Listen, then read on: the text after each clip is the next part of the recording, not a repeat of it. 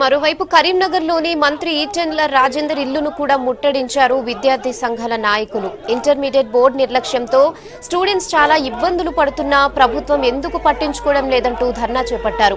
Inter results లో జరిగిన లోపాలపై సమగ్ర విచారణ వెంటనే జరిపించాలని, ఇంటర్ బోర్డు సెక్రటరీని సస్పెండ్ చేయాలని డిమాండ్ చేస్తున్నారు.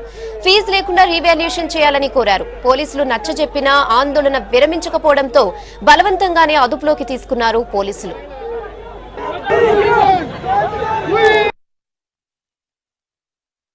తెలంగాణ రాష్ట్రం లోపల ఎంతో మంది పేద మధ్యతరగతి బడుగు బలహీన వర్గాల తల్లిదండ్రులు విద్యార్థులను వాళ్ళు కూలీ నాలి చేసుకొని విద్యార్థులను మంచిగా చదువుకొని రేపటి మంచి బంగారు భవిష్యత్తు వాళ్ళకు తీర్చిదిద్దాలనే ఉద్దేశంతో రాష్ట్రం లోపల తల్లిదండ్రులను పిల్లలను చదివిస్తే ఈరోజు రాష్ట్ర ప్రభుత్వం ఆ యొక్క విద్యార్థుల యొక్క తల్లిదండ్రులను విద్యార్థులను మోసం చేస్తూ ప్రైవేట్ ఏజెన్సీ చేతుల లోపల విద్యార్థుల యొక్క భవిష్యత్తు పెట్టిన కారణంగా ఈరోజు ఎంతో మంది వేల విద్యార్థులు ఈరోజు నడి రోడ్డు మీద పడే పరిస్థితి ఈ యొక్క తెలంగాణ రాష్ట్రం లోపల నెలకొన్నది.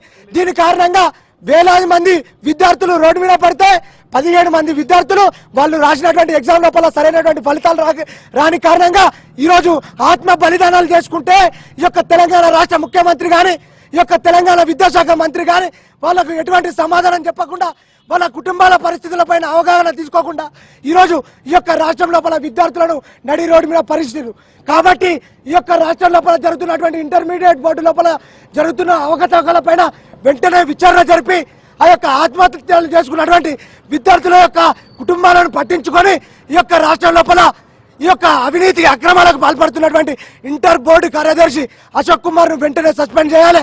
దీనికి బాధ్యత వహిస్తూ విద్యాశాఖ మంత్రి జగదీశ్వర్ రెడ్డి గారు వెంటనే రాజీనామా చేయాలి. ఈ యొక్క ఇంటర్ బోర్డును వెంటనే ప్రక్షాళన చేయాలి. గతం లోపల ఈ యొక్క టీఆర్ఎస్ ప్రభుత్వం ఈ యొక్క ఎంసెట్ లీకేజ్ కారణంగా వేలాది మంది విద్యార్థులు నాణ్యమైనటువంటి విద్యార్థులు నడి రోడ్డు మీద పడ్డారు. ఇప్పుడు ఇదే పరిస్థితి రాష్ట్రం లోపల ఇంటర్ బోర్డు లోపల విద్యార్థులకు సరైనటువంటి ఫలితాలు రాక హాజరైనటువంటి విద్యార్థులు గైర్హాజరై ఈరోజు ఫెయిల్ అయ్యారని చూపించిన కారణంగా ఈరోజు వేలాది మంది విద్యార్థులు ఆశించిన ఫలితాలు రాకుండా రోడ్డు మీద పడ్డారు. కాబట్టి వెంటనే ఆ యొక్క ఫెయిల్ అయినటువంటి విద్యార్థులకు మార్కులు తక్కువ వచ్చినటువంటి విద్యార్థులకు ఫ్రీ రివాల్యుయేషన్ పెట్టి వాళ్లకు న్యాయం చేయాలని ఈ యొక్క డిమాండ్స్ తోని అఖిల భారతీయ విద్యార్థి పరిషత్ కరీంనగర్ లోపల ఈటెల రాజేందర్ గారి ఇంటి ముందట ఆరోగ్య శాఖ మంత్రి గారి ఇంటి ముందట మేము బైఠాయించడం జరిగింది.